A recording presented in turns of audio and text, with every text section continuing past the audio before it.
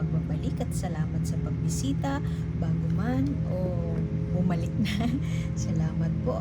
Ito po ang ating Sun, Rising Sign and Venus general reading para kay Aries. Kunin nyo lang kung ano yung nakarelate kayo, tapon nyo yung hindi. Kung hindi nakarelate, maaaring yung next na upload natin ang maaaring makarelate kayo. So subscribe lang po para maabutan nyo yung bagong upload na video. Pero naniniwala ako may dahilan bakit tayo napadpad dito. Maaaring may maliliit na mensahe ang applicable sa buhay natin ngayon, sa pinagdadaanan natin ngayon, o pwede din yung oracle message sa dulo, mensahe mula kay universe ang maaaring makatulong sa atin sa kung ano man ang pinagdadaanan natin ngayon. General reading ito, so hindi lahat makaka-relate talaga, and meron lang mga snippets ang makaka-relate tayo. Pwede kayo, open ako for one-on-one reading. 1 hour siya. So, pwede kayo mag-book sa calendar. Tapos, ang payment ay sa DM nyo na lang ako. Kasi PayPal yung sa Buy Me a Coffee. Anyway, getting out of a heartbreak. Nakalagpas na sa isang sitwasyon na nag-cause ng sama ng loob kay Aries. Pwede rin na meron pang remnants ng sama ng loob na ito at nasa pagpaplano. Mukhang career related siya since Knight of Pentacles ito. Mensahe na tungkol sa kaperahan. Maaaring na layoff ang iba sa inyo. May call for resignation o gigil. Naiinis si Aries kasi parang hindi niya dapat gagawin yon, like mag-resign. Pero the situation calls for it. At maaaring looking towards the future si Aries at nagpaplano, nagbubrew ng something new. Maaaring coming from a place of reason, ina-analyze ang sitwasyon, o pwede rin na ina-analyze pwedeng gawin in the future. Actually, pwede din na nag-iisip siya ng ways para makaganti. Pero, hindi ko sure kung lahat kayo makaka-resonate doon. Mangilan-ngilang Aries siguro. Pero kasi ang Aries, kapag ginalit mo si Aries, talaga namang makakagawa at makakaisip yan. Smart enough si Aries para makaisip ng paraan para gumawa ng bagong move. Nakakatakot si Aries. Maaaring merong hindi natupad na nagland na kliyente, merong pitch pero hindi na-approve. Meron nangyari in the recent past na mukhang ang energy na nakukuha ko ay medyo may blame sa part ni Aries. Parang hindi niya kasalanan, ginawa niya yung best niya at it could have been better kung sana ay walang nakailam, walang nanggulo, walang, for the lack of a better term, walang umepal. At doon na aasar si Aries. Maaaring yun nga, may kliyente siya. Dapat may pitching session siya. Pero hindi na tuloy o nag-fail yun kasi merong isang hindi gumawa ng part niya. Pwedeng ganon. At maaaring na sa argument phase ngayon si Aries. Siguro may pinaglalaban siya. At gusto niyang ma-manifest yun. Hindi niya ma-manifest dahil may mga tao na maaaring ewan ko, mabagal gumalaw. So pwedeng contributing factor yung bagal na galaw na yun sa inis o sa binubru o pinaplano ni Aries ngayon na gawin. Merong missed opportunity dito at maaaring may away-away muna bago ma-miss yun. Tapos nagkomplika pa kasi may mabagal na gumalaw, and siguro yung iba nandaya pa, gumawa pa ng kalokohan. So bigil na nabubwisit si Aries sa ganun. Sorry sa ingay, pasensya na po. Active ang dogs ng kapitbahay na. aalis si Aries. Siguro kung love situation ito, for the longest time, meron ng panloloko na nangyayari sa likod ni Aries. Tapos parang sumabog na ang lahat ngayon sa kasulukuyang panahon. At itong si Aries, may galit man sa puso niya. Gusto niyang, ayaw niya na magtanga-tangahan or maging tanga pa ulit. At nagpaplano na siya ng malupit. Maaaring ina-analyze niya yung sitwasyon o ina-analyze niya yung path niya moving forward. Nagpaplano na siya para gumawa ng isang bagay para maiwasan na ulit yung missed opportunity at away. Handa si Aries na sa away, pero he or she is doing right by himself. Aalis na lang siya sa sitwasyon. Ayaw niya mang umalis at gusto niya yung pang lumaban pa, pero alam niya na mas makabubuti to just walk away from the situation na hindi na nakakatulong sa kanya, kasi maaaring matagal na nangyari ito at maaaring nakalaya na siya sa ilang beses sa panloloko na nangyari behind his or her back. Pero ngayon sadyang masakit na, masyado ng heartbreaking ang mga nangyayari, kaya hindi na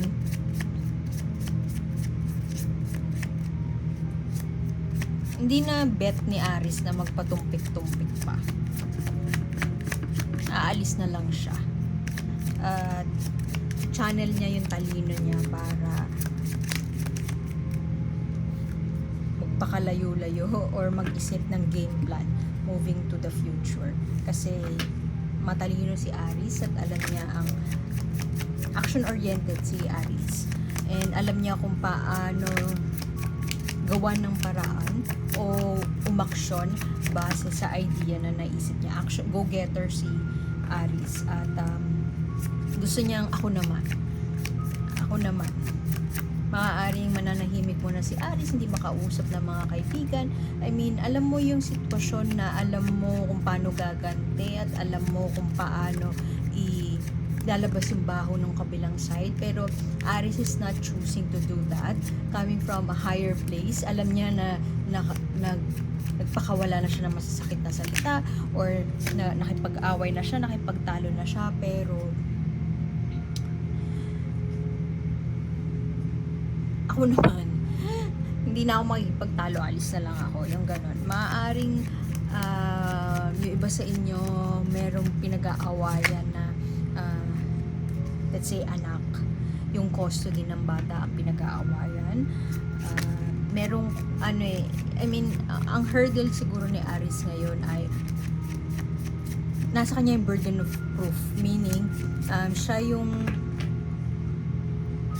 kailangan mag-prove na worth it siya para umalis or gumawa ng next steps. Kailangan niya i-prove yung innocence niya, kumbaga.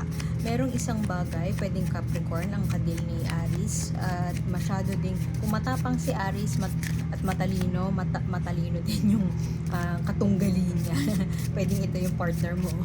At kilala niyo na yung isa't isa to a point na alam niyo yung next move ng kabila. Merong soul contract na kailangan pang ayusin, at maaari din na ito ang dahilan kung bakit hindi makalaya si Aries totally.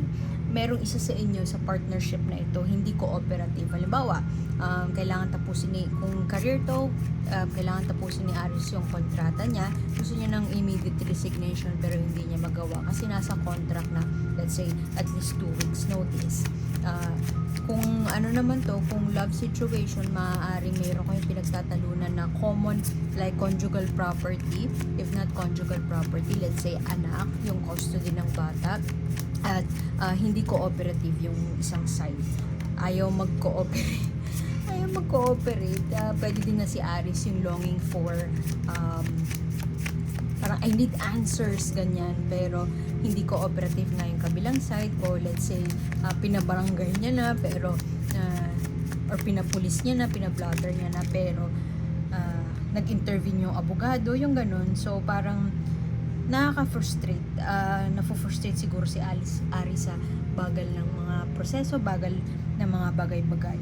Kung ikaw ay very intellectual, merong isa sa inyo, pwedeng ikaw din to.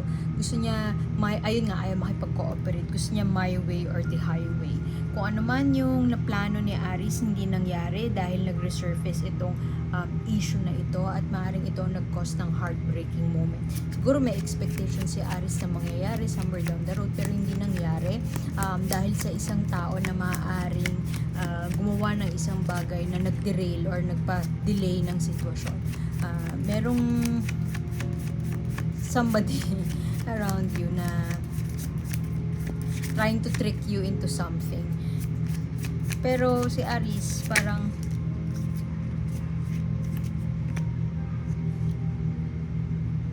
pwede din kasi na nawalan siya ng pera winaldas. Pwede din na OFW si Aries tapos nagpapadala siya tapos nagulat siya na ginamit pala yung pera niya sa ibang bagay. Alam mo yung yung news yung nag-viral na yung